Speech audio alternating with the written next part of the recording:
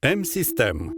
Sistem unic de fixare plăci de gips carton pentru pardoseli și tavane. Montare rapidă și ușoară. Versatil pentru nivelarea pereților și tavanelor. Practic și ușor de transportat.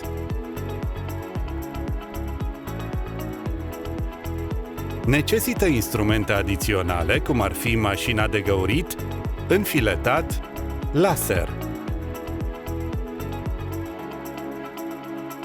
Întotdeauna verificați neregularitățile pereților.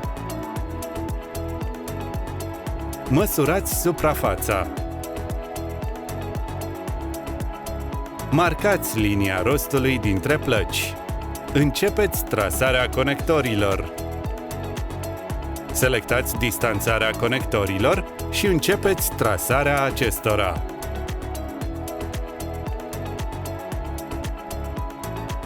Cu ajutorul unui metru sau compas, trasați punctele verticale.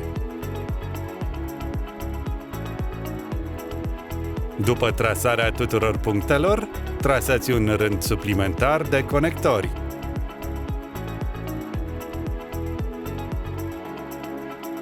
În punctele marcate, faceți găuri pentru elementele de fixare.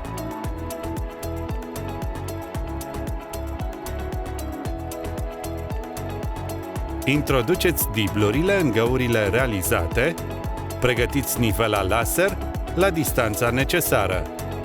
Înșurubați primul conector și marcați nivelul pe mașina de înfiletat.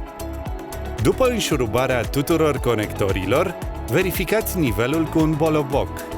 Înșurubați discurile pe conectori. Faceți o ultimă verificare a nivelului. Fixați prima placă de gips carton începând de la margine.